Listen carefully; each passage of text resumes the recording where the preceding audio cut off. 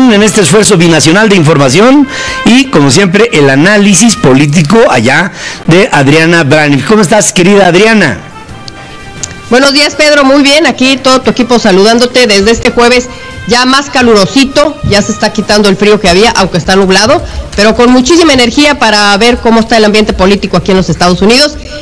Aquí nos estamos preguntando cómo va el muro. ¿Va o no va el muro, Pedro?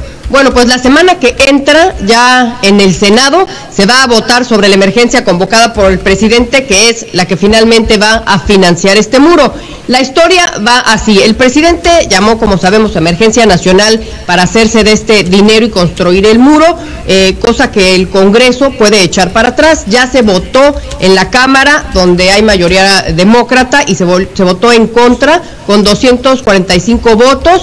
13 de ellos fueron de republicanos que se sumaron a los demócratas, y el siguiente paso es la semana que entra, Pedro, cuando se va a votar en el Senado. Y aquí la pregunta es, ¿qué va a pasar la semana que entra? O para plantearla de otra manera, ¿cuántos republicanos se le podrían voltear al presidente Donald Trump para votar en conjunto con los demócratas? Bueno, por lo pronto ya 4 republicanos han dicho que se van a sumar a los demócratas para votar en contra de esta emergencia nacional, y siendo así el caso, los números quedarían así: serían 47 demócratas más los 4 republicanos, hacen un total de 51 votos en contra de la emergencia nacional. Y de pasar esto, pues el siguiente paso es que llega el papel al escritorio del presidente para que lo firme o haga o saque una de las cartas que tiene bajo las, que es llamar a un veto, hacer un veto constitucional para no permitir que se frene esta emergencia nacional. ¿Cuántos votos se necesitan para frenar este veto? Porque todavía el Congreso tiene la posibilidad de contraatacar. Bueno, ¿cuántos votos se necesitan? Se necesitarían en la Cámara de Representantes que los demócratas votaran todos en conjunto en contra de este veto en caso de darse, más necesitarían convencer a un número de 16 votos, perdón, aquí me hizo bolas. Necesitarían convencer a 43 republicanos, es decir, para volver a hacer los números, de darse este veto constitucional, los demócratas tendrían que convencer a 43 senadores de que votaran en contra de este veto, y de pasar, iría al Senado, donde tendrían que convencer a 16 más republicanos para que voten en contra del veto. A ver, Adriana, serían 43 republicanos en la Cámara Baja. Sí, en la Cámara Baja. Y luego en el Senado, más demócratas. Más los demócratas. 16 más. Y luego en el Senado 16 republicanos más los demócratas, que obviamente todos votarían en contra del veto presidencial. En caso de que esto se dé, que se diera un veto, es decir, que se diera una nota en contra del veto presidencial, ¿en dónde se queda el Capitolio? ¿Qué es lo que sigue? Bueno, en números, como está un poco confuso, 16-46, vamos a englobar, son 290 votos en la Cámara en total y 67 en el Senado en total. Lo que seguiría aquí, bueno, para empezar, los analistas dicen que esto sería muy poco probable, porque es demasiados números de votos, y aquí estarían los republicanos en una disyuntiva entre estar con el presidente, apoyar, darle su lealtad, o no permitir que se haga esto que llaman anticonstitucional, porque ya el Congreso no había aprobado este presupuesto para el muro, Pedro. Y bueno, siguen los esfuerzos. El presidente Donald Trump ya ayer salió a pedir a estos republicanos que por favor se unan, que voten en conjunto para echar para adelante esta emergencia nacional. Y la misma Sarah Sanders ayer salió y se le escuchaba un poquito desesperada y decía esto, Pedro. Vamos a escucharla. The president has the absolute authority. In fact, he has a duty to call a national emergency to fix the crisis that we have going on at our border. As you Tiene el deber, dice Sarah Sanders, el presidente, de llamar a esta emergencia nacional, porque ya además hay que decir que acaban de salir unos números, Pedro, que estábamos leyendo ayer de la patrulla fronteriza, donde se dice que 76,000 ilegales han cruzado por la frontera.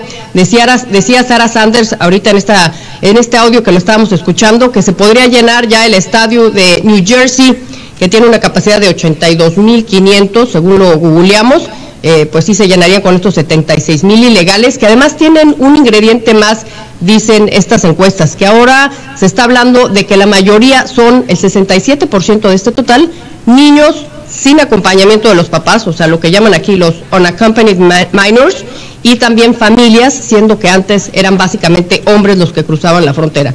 Así es que tenemos estos números que saca la patrulla fronteriza que le vienen a favorecer al presidente Donald Trump. Está la expectativa de qué van a hacer los republicanos en el voto la próxima semana, y de darse el veto, pues tendrían que sumarse todavía más republicanos a esta iniciativa, y así están las cosas para enfrentar o para llegar la semana que entra con este tema del muro, que va a estar muy caliente, Pedro. Híjole, qué bárbaro. Pues está al rojo vivo la relación entre el Capitolio y la Casa Blanca. Yo creo que aquí los republicanos se quedan, Adriana, con un reto muy importante ante la mirada del electorado norteamericano, de la constituency en los Estados Unidos. ¿Qué tanto se van a tener después de errores cometidos presuntamente ante la historia de parte del presidente Trump de declarar una emergencia por una vecindad potencialmente peligrosa, según la Casa Blanca, de México con los Estados Unidos? Y que tanto el Partido Republicano debe de comprar el boleto de un hombre que hoy es presidente, pero que no tiene la tradición ni el bagaje como para llamarse él un republicano convencido. Él es un empresario que llegó por el Partido Republicano a ser presidente, más eso no lo hace un digno representante o un completo representante del Partido Republicano como tal, en su historia, en su tradición. O sea, los republicanos ahí van a tener que hacer una limpieza, un aseo de lo que es su propia ideología, con ya sea backstand the president, estar detrás de él, o de plano hacerse a un lado. Yo creo que ahí, si bien es cierto, son muchos los votos que hay que jalar del lado demócrata por parte de los republicanos que hay que convencer, no lo veo tan imposible. No sé cómo lo ves tú. Es muy probable que sí pase lo que es el bloqueo de la emergencia nacional, porque solamente se necesitan 4, eso va a pasar la semana que entra, y estos ya han dicho que sí van a votar. El problema y la cuestión sería si pasan al veto presidencial, ahí sí sería un poco más complicado predecir qué va a pasar con la gran cantidad de republicanos que tendrían que sumarse. Por lo pronto, lo de vetar o lo de echar para atrás la emergencia nacional, eso sí, lo dicen los analistas que es muy probable que pase la semana que entra. Ya veremos con el veto qué es lo que pasa, y estos republicanos, como bien tú lo dices, vamos a ver qué postura toman, si apoyar al presidente o jugar con este equilibrio de poderes, porque además eso le pueden cobrar la factura cuando vayan a tratar de votarse en algunas intermedias por parte del electorado, Pedro.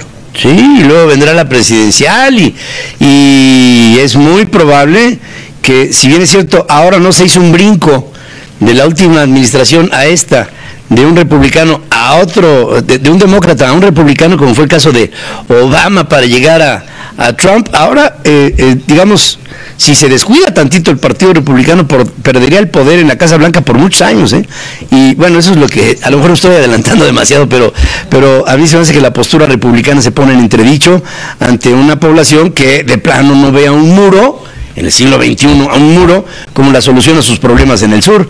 No la veo así, en fin, no la veo.